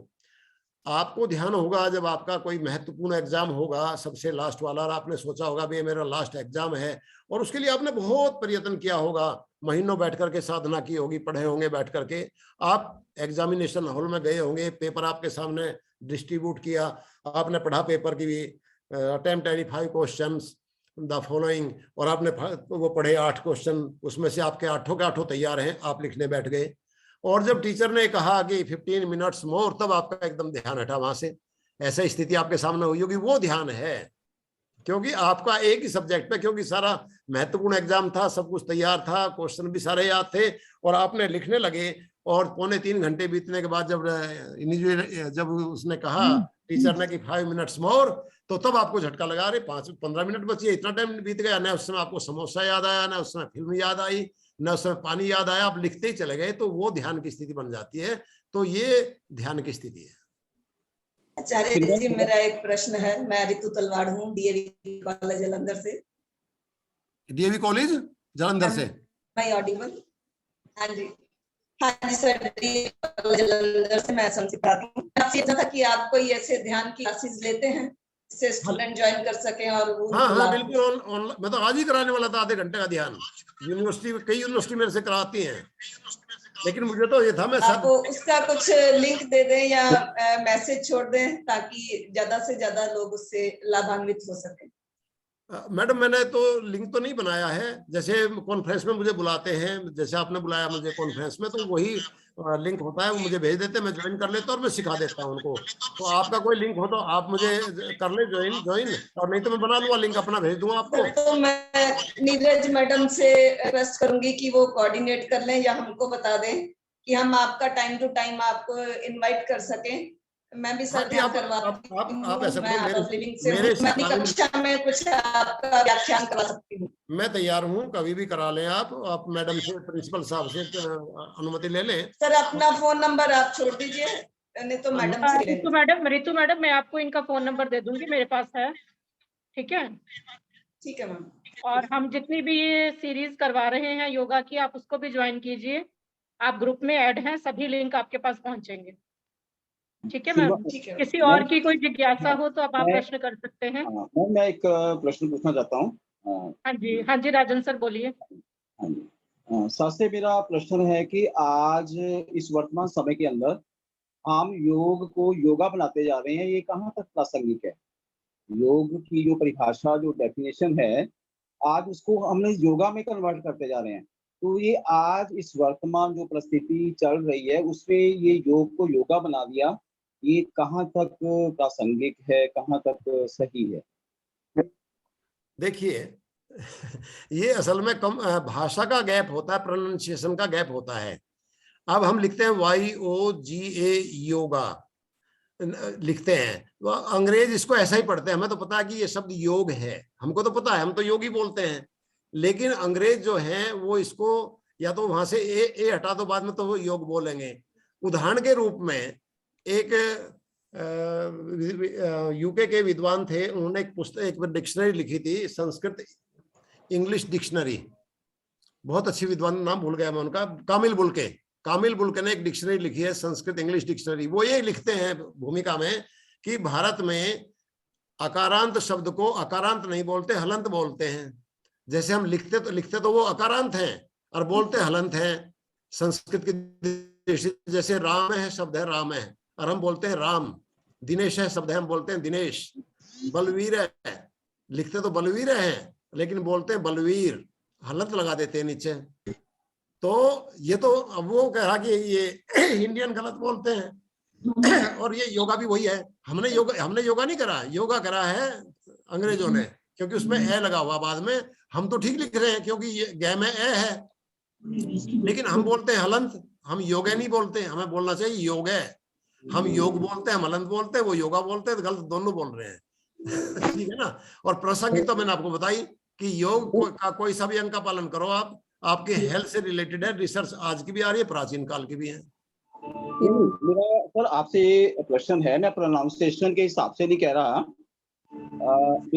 मैं आपसे पूछना चाहता हूँ कि जैसे आज योग की जो विभिन्न विधाएं हैं उनको कर लिया, शरीर स्वस्थ हो गया तो वो योग हो गया। मैं प्रोनाउंसिएशन के हिसाब से नहीं पूछ रहा। अच्छा, योग देखिए, योग की मैंने बताया कि पहले 8 प्रकार का योग, 7 प्रकार का योग था। कर्म योग, भक्ति योग, सांख्य योग, मंत्र योग, लय बताया। उसके बाद अष्टांग योग बताया। अब अष्टांग योग में पाश्चात्य जगत तो अब 10 साल पहले तक, जब तक रामदेव जी का प्रचार नहीं हुआ था, तो वो सिर्फ योगासनों को योग समझते थे, सिर्फ योगासनों को। फिर रामदेव जी का जब प्रचार हुआ तो अब अष्टांग योग की क्लास भी वहां लगने लगी। अमेरिका में मैंने देखी, कनाडा में देखी, अष्टांग योग के सर्टिफिकेट भी वो दे रहे हैं। तो योग के तो 8 अंग हैं। 8 अंग में यम नियम बहुत महत्वपूर्ण है जीवन के लिए, और योगासन भी बहुत महत्वपूर्ण है, प्राणायाम भी बहुत महत्वपूर्ण है। तो सारे ही महत्वपूर्ण है। जो जितना करेगा भाई, जितना गुड़ डाल लोगे उतना मीठा होगा। हमारी हरियाणवी भाषा में कहावत है कि खीर में जितना गुड़ डालोगे उतनी मीठी होगी। तो जितने अंगों का पालन करोगे उतना ही आपको लाभ होगा। 1 अंग का पालन करोगे तो उतना लाभ होगा, 8 में से 1 का तो 8वां हिस्सा लाभ रहेगा। आप 8वां अंगों का पालन करोगे तो आपको पूर्ण लाभ योग का होगा। किसी और की कोई जिज्ञासा हो तो आप पूछ सकते हैं अपने आप को अनम्यूट करके। अशोक जी आपकी म्यूट है, अनम्यूट कर लीजिए। सर अभी भी म्यूट है। Ashok ji please unmute yourself. जी यस महोदय, मेरी एक ये जिज्ञासा है कि जैसे गीता हम पढ़ते हैं तो उसमें जैसे 15वें अध्याय में आता है मैं वांशो जीव लोके जीव भूत सनातन हाँ, कि भगवान कहते हैं कि मैं ही सबके आत्मा में एक अंश के रूप में स्थापित हूँ, है ना जी। और फिर दूसरे अध्याय में लिखा है नैनम चिरंती शस्त्राणी, की आत्मा को कोई खंड नहीं किया जा सकता। तो भगवान को हम किस रूप में देखें, क्योंकि कई बार द्वैत और अद्वैत में कंफ्यूजन हो जाता है नए लोगों हम जैसों को, क्योंकि कुछ विचारधाराएं कहती हैं द्वैत, जैसे रामकृष्ण मिशन को देखें तो अद्वैत कहते हैं। तो ये एक कंफ्यूजन की स्थिति रहती है नए लोगों के लिए, हमारे जैसों के लिए। देखिए यहाँ पर रामचंद्र जी बैठे हैं, उन्होंने ईश्वर पर ही रिसर्च किया। उनका टॉपिक ईश्वर था। रामचंद्र जी यूके से बैठे हुए हैं, उनका रिसर्च का टॉपिक ही ईश्वर था। हमारे यहाँ द्वैत अद्वैत की समस्या नहीं है, हमारे यहाँ तो बहुत बड़ी समस्याएं हैं। विशिष्टाद्वैत अलग है, द्वैत अलग है, त्रैत अलग है, द्वैताद्वैत अलग है। तो अनेक प्रकार के वाद हैं, लेकिन ये सारे वाद हैं अनुभव के। आप जिससे बहुत ज्यादा प्यार करते हैं, जैसे आपका पहला बच्चा जब पैदा हुआ होगा, लड़की या लड़का, तो आपको वो यदि रोती भी होगी तो लगता था जैसे चोट मुझे लग गई है, मैं रो रहा हूं। उसको यदि कई बार बच्चे अग्नि पे हाथ लगा देते थे और माँ सिसकारी भरती थी, तो वो इतना आत्म जुड़ा हुआ है उनसे कि चोट बच्चे को लगी है और आंखों में आंसू माँ के आ जाते हैं, तुरंत आंखों में आंसू पिता के आ जाते हैं। तो वो एकत्व का अनुभव करने लगते हैं। इसे कहते हैं बहुत मोह की परिभाषा। तो जब आप ध्यान करोगे तो ये सारी स्थितियों से आप गुजरोगे, और जब उसकी अनुभूति होगी तो आपके चेहरे पर मुस्कान आ जाएगी। अरे जहां चक्कर में पड़े थे, ये अनुभव की चीज है। वो कहता है ना, गूंगा क्या जाने मिश्री का स्वाद बात यह है।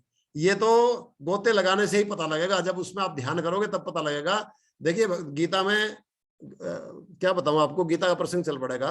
महाभारत में, ओरिजिनल महाभारत में जो महर्षि व्यास ने लिखी थी, उसमें 8800 श्लोक थे।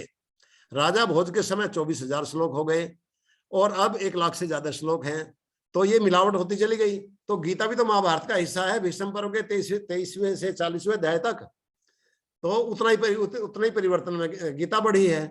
तो एक तो इंडोनेशिया के किसी घर में 70 श्लोक की गीता मिली है, जिसको ओरिजिनल गीता मानते हैं, वो छपी है, छप चुकी है यहाँ पर गाजियाबाद से अग्रवाल जी ने छपवाई है, स्वामी अमर स्वामी के पब्लिकेशन से छपी है वो। तो गीता में 3-4 सिद्धांत हैं। यहाँ पर तो वो कह रहे हैं कि ममेवांश जीवलोक है, और गीता के 18वें अध्याय का 61वां श्लोक है, वो कहते हैं कि ईश्वर है सर्वभूतानां हृदय देशे अर्जुन तिष्ठति, कि ईश्वर सारे प्राणियों के हृदय में रहता है।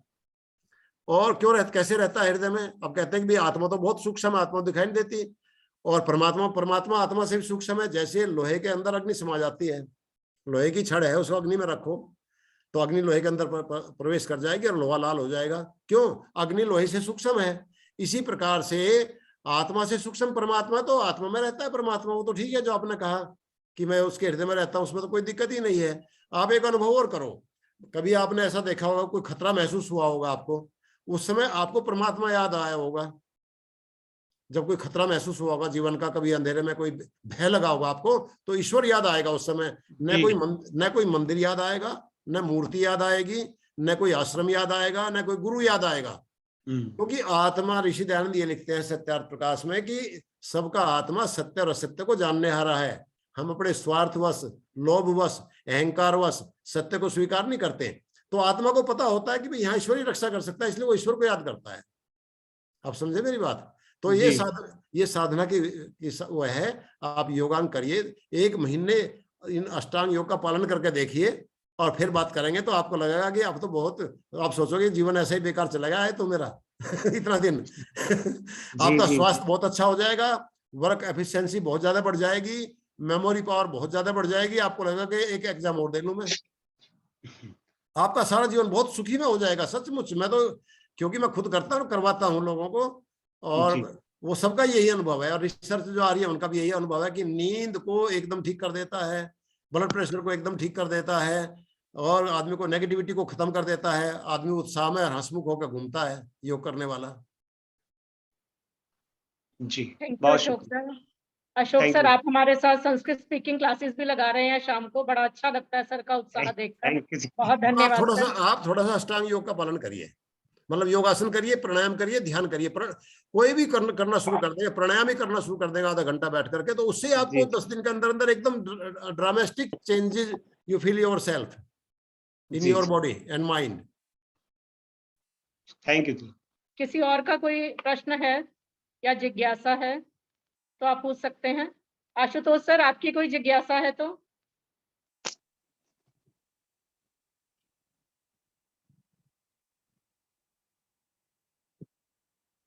किसी भी प्रतिभागी की कोई जिज्ञासा है तो अपने आप को अनम्यूट करके प्रश्न पूछ सकते हैं।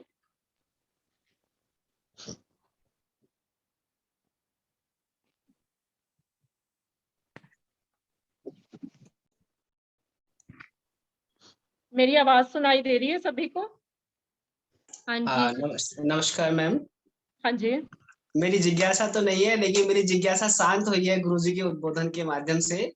जैसा हम अपना परिचय देंगे सर? आप अपना परिचय देंगे? हाँ, मेरा नाम जयपाल सिंह राजपूत है, सहायक प्राध्यापक योग विज्ञान विभाग, चौधरी रणवीर सिंह विश्वविद्यालय, जींद, हरियाणा से बात कर रहा हूँ। जैसा हम भारतीय इतिहास पढ़ते हैं तो सिंधु घाटी की सभ्यता से जो मूर्तियां मिली है, आज भी वही हम प्रमाण के रूप में बताते हैं कि योग का इतिहास लगभग इतने वर्ष से ही माना जाता है। परंतु गुरुजी ने जिस प्रकार से हमें बताया कि यदि ये मूर्तियां मिली है तो इस मूर्ति को बनाने वाला या मूर्तियों का प्रचलन करने वाला भी कोई पहले रहा होगा, इस ओर कभी ध्यान ही नहीं जाता था। और इसके साथ साथ ही जैसे भगवत गीता से बताया है कि भगवत गीता का जो 4था अध्याय के पहले 3 श्लोक है, जिसमें गीता में परमात्मा स्वयं बताते हैं कि सृष्टि के आदि में मैंने वह ज्ञान दिया था। तो दिया किसे? तो वो जो 4 विद्वानों की बात कही है, अंगिरा, अग्नि, वायु और ये जो देवता बताए हैं, तो डेफिनेटली वो कालांतर में लुप्त प्राय हुई है, और लुप्त प्राय होने के बाद पुनः जो एक बार फिर से जन जन के बीच में प्रचारित हो रही है।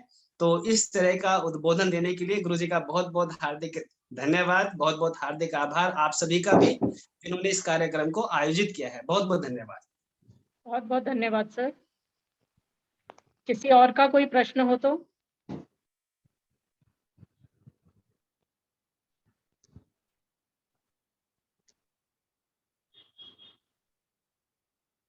मैडम आपसे रिक्वेस्ट है कि ऐसे कार्यक्रम आयोजित करते रहें भविष्य में भी, और नहीं सर, ताकि कन्या महाविद्यालय हमेशा करता है सर इस तरह के प्रोग्राम आयोजित। सब लोग लाभान्वित होते रहें। हाँ जी sir, thank you sir.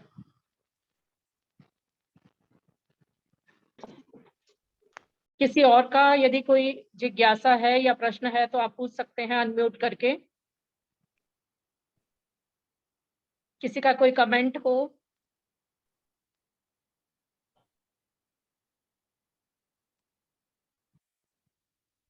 Sir हमारे साथ प्रिंसिपल मैम जुड़ चुके हैं। नमस्कार principal ma'am. Professor Atima Sharma Dwivedi ji हमारे साथ जुड़ चुके हैं। नमस्कार मैडम। नमस्कार जी, कैसे हैं आप बलवीर, डॉक्टर बलवीर जी? बस कृपा है ईश्वर की। आपका बहुत धन्यवाद। सबसे पहले तो जितने आज यहाँ सब विद्वान और विद्यार्थी जुड़े हुए हैं, आप सबका बहुत धन्यवाद। और एक बार फिर बलवीर आचार्य जी, आपका बहुत बहुत स्वागत। और मैं अपने समस्त कन्या महाविद्यालय की ओर से और अपनी ओर से आपका बहुत धन्यवाद करती हूँ कि आपने इतना अच्छा आज ये शुरुआत की है हमारी वीक लॉन्ग कम्युनिकेशन जो इंटरनेशनल योगा डे हम मना रहे हैं 2022 का। सो आपने हमेशा इस विद्यालय के साथ जुड़कर कुछ नवीन आयाम शुरू किए हैं।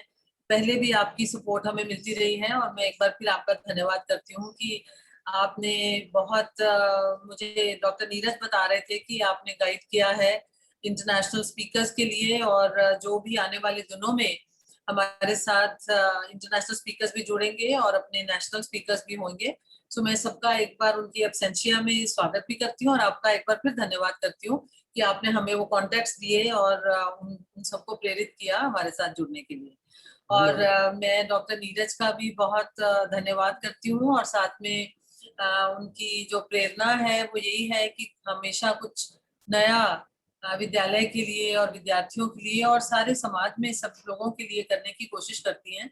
और जो हमारी भारत की संस्कृति है और जो विशेष तौर पर हमारी इस समय जो योग का, आप जब योगा और योग की बात कर रहे थे तो मैं सुन रही थी, आपकी बात ठीक है कि हम जैसे लोग जब उसको योग कहना शुरू करेंगे फिर वो एक्सेप्ट होगा योग की तरह, ना कि अगर हम भी योगा कहते रहेंगे। क्योंकि मैं देख रही थी कि इंटरनेशनल योग डे भी कहा जा सकता है। नीरज मैडम आगे से आप योग लिखिएगा, क्योंकि जब योगा हम ही लोग विद्वान लोग जो कहे जाते हैं, हम ही लोग इसको योगा की तरह इस्तेमाल करेंगे तो फिर तो और कोई इसको योग नहीं कहेगा। सो एक तो ये इसकी शुरुआत जो आज डॉक्टर बलवीर जी ने जो बात की तो वो मुझे बहुत अच्छी लगी। और मैं सुन रही थी सारी आपकी संगोष्ठी में जो आपने सब विचार प्रस्तुत किए हैं, बहुत लाभदायक भी हैं और हर इंसान के लिए इसको जानना भी जरूरी है और इसका जो प्रयोग करना, प्रैक्टिस करना भी जरूरी है। एक बार फिर आप सबका धन्यवाद। और डॉक्टर नीरज, आप बहुत अच्छा ये आपने शुरुआत की है 7 डे प्रोग्राम की। सो आगे भी ये सीरीज इसी तरह से चलती जाए। आपको शुभकामनाएं। और इन सीरीज में जुड़ने वाले सारे जो स्पीकर्स हैं, एक बार फिर उनका इन एब्सेंशिया बहुत धन्यवाद और सबको शुभकामनाएं कि ये इंटरनेशनल जो हमारा वर्कशॉप है इसकी सफलता पूर्वक ये पूरा आयोजित हो। बहुत बहुत धन्यवाद एक बार से। बहुत बहुत धन्यवाद मैम। श्री रामचंद्र जी मैम हमारे साथ जुड़े हैं, यदि आपकी अनुमति हो वो कुछ कहना चाहे तो। यूएसए से जुड़े हैं हमारे साथ। हाँ जी। श्री रामचंद्र जी आप अपना अनम्यूट कर लीजिए और अपना वीडियो ऑन कर लीजिए।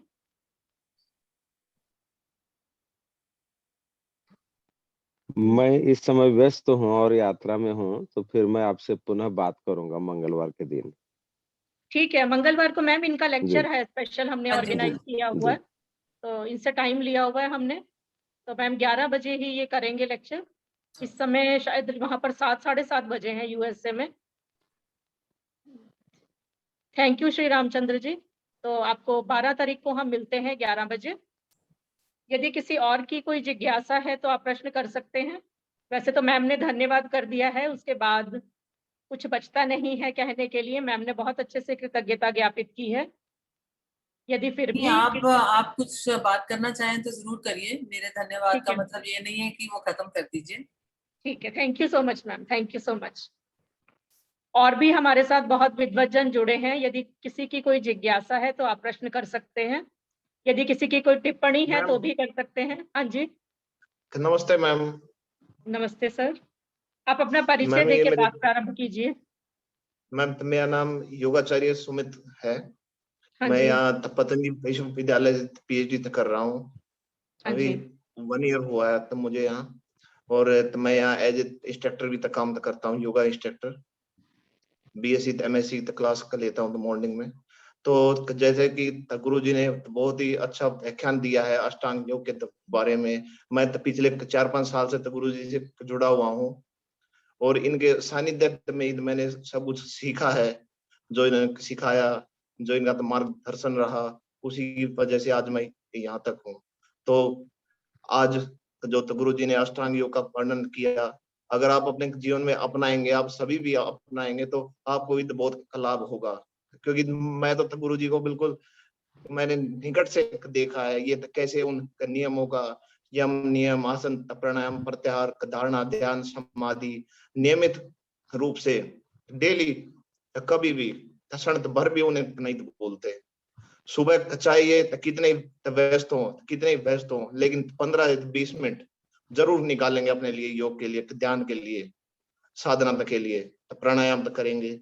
अगर फिर भी नहीं समय तो मिल पा रहा, तो गाड़ी चलाते चलाते प्राणायाम तो करेंगे, गायत्री मंत्र का जप करेंगे, लेकिन निरंतर उन चीजों को अपने जीवन में उतारते रहते हैं। तो इन्हीं से प्रेरणा लेते हुए हमें भी अपने जीवन में ये सभी चीजें उतारनी होगी, तभी हमारा जीवन सफल होगा। आज आप देख लीजिए, गुरु जी की उम्र 70 प्लस हो गई है, लेकिन आज भी बिल्कुल ऐसे नौजवान, और लंबे लंबे मतलब 7 से 8 घंटे लगातार ड्राइविंग कर लेते हैं, थकावट नहीं होती इन्हें, गुरु जी को। और हम जो नौजवान आज के समय में थक जाते हैं जल्दी ही, 1 घंटे में, 2 घंटे में, लेकिन ये निरंतर काम करते रहते हैं घंटों घंटों।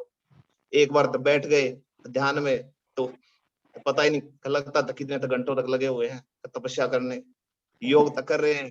तो ये नहीं कि आधा घंटा हो, कोई टाइम हो इनका, कोई टाइम नहीं, 3 घंटे तक कर रहे हैं, 4 घंटे कर रहे हैं, फिर प्राणायाम करने लगे। तो यही है इनके जीवन का अनुभव जो मैंने लिया है, और जिससे मुझे बहुत प्रेरणा मिली। और इनका तो बहुत बहुत धन्यवाद गुरु जी का, और इनका आशीर्वाद आप पर भी, सभी पर तो बना रहे, और तो बना रहेगा। जैसा इनका चरित्र है, जैसा इनका व्यवहार है, सभी तो बच्चों की मदद करने में हमेशा ही आगे रहे हैं गुरु जी। गुरु जी, आपका धन्यवाद, बहुत बहुत धन्यवाद। धन्यवाद सुमित जी, बहुत अच्छा लगा आपकी गुरु भक्ति देखकर, गुरु के प्रति श्रद्धा देखकर, और ऐसी श्रद्धा हमेशा बनी रहे। यदि और किसी की जिज्ञासा हो या कोई कमेंट्स हो किसी के, तो आपका स्वागत है।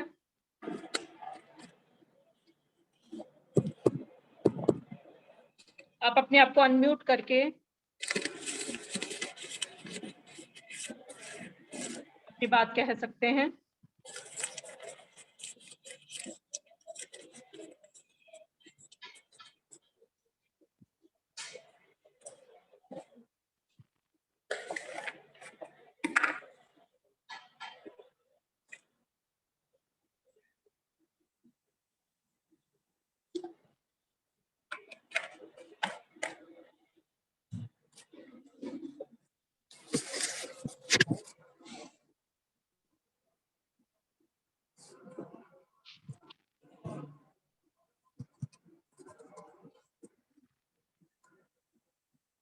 यदि किसी का कोई प्रश्न है या जिज्ञासा है तो आप अपने आप को अनम्यूट करके पूछ सकते हैं।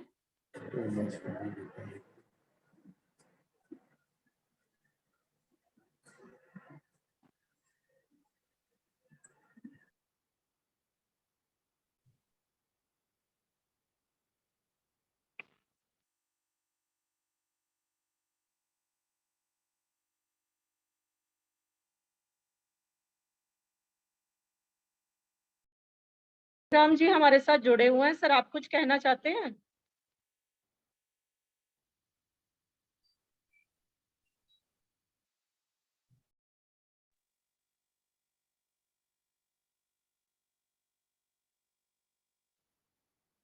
प्रोफेसर लेखराम जी को सादर नमस्ते। मैं तो अभी देखा उनका नाम। हाँ जी सर, मैं भी वही चैट बॉक्स में देख रही थी। हाँ, मैंने अभी देखा उनका नाम। जी सर जी नमस्ते।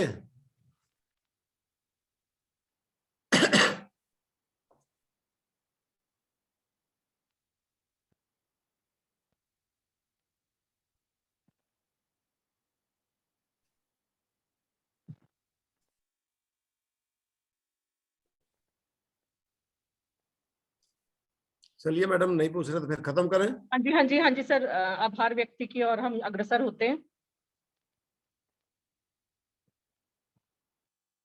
इस समय भी हमारे साथ 51 पार्टिसिपेंट्स जुड़े हुए हैं, तो सभी के प्रति मेरा बहुत बहुत आभार और धन्यवाद।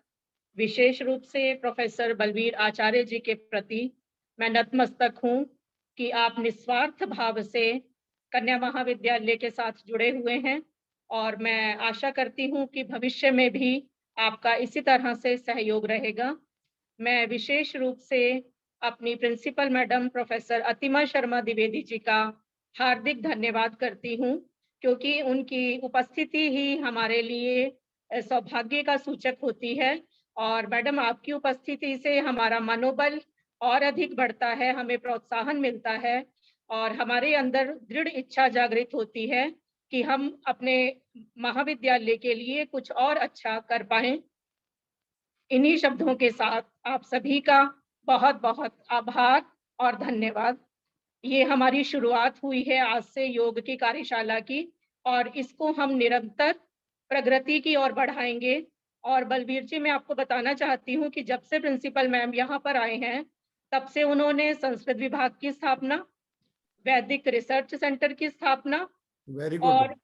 और योग की क्लासेस सर, जब इंटरनेशनल योग डे स्टार्ट भी नहीं हुआ था, मुझे भी अपने आप को शुद्ध करना पड़ेगा, अंतर्राष्ट्रीय योग दिवस स्टार्ट भी नहीं हुआ था, प्रारंभ भी नहीं हुआ था, तब से कन्या महाविद्यालय में निरंतर योग की क्लासेस चल रही हैं।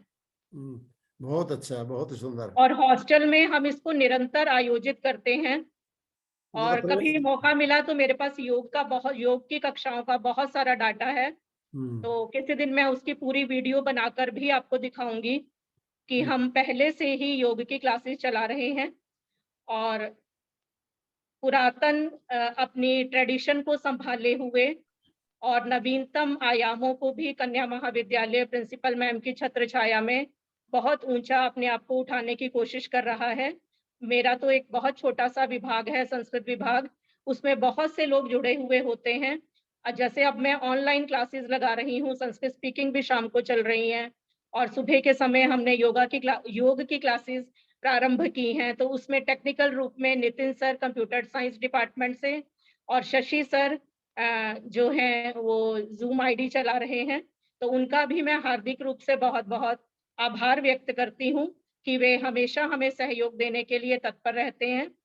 प्रारंभ में हमारे साथ dean languages doctor Madhumita madam भी जुड़े थे, उनका भी मैं हृदय से धन्यवाद प्रकट करती हूँ और उनके प्रति आभार व्यक्त करती हूँ कि डीन लैंग्वेजेस होने के नाते वो हमेशा से ही संस्कृत विभाग के कार्यक्रमों में जुड़ती रही हैं और हमें प्रोत्साहन देती रही हैं।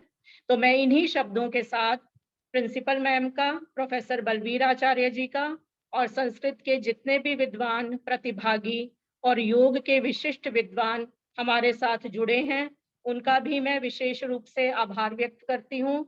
और श्री रामचंद्र पाटिल जी जो मिनिस्टर ऑफ रिलीजन है यूएसए में, वो भी हमारे साथ सुबह 6 बजे से अपने समय के अनुसार आपका व्याख्यान सुनने के लिए प्रस्तुत हुए थे, तो उनका भी मैं कन्या महाविद्यालय परिवार की ओर से बहुत बहुत धन्यवाद करती हूँ। आप सभी का बहुत बहुत आभार, धन्यवाद। पुनः सभी का धन्यवाद, और हम पुनः अब 11 तारीख को 11 बजे मिलेंगे इसी लिंक आईडी पर, तो आप सभी को पुनः निमंत्रण और बहुत बहुत आभार।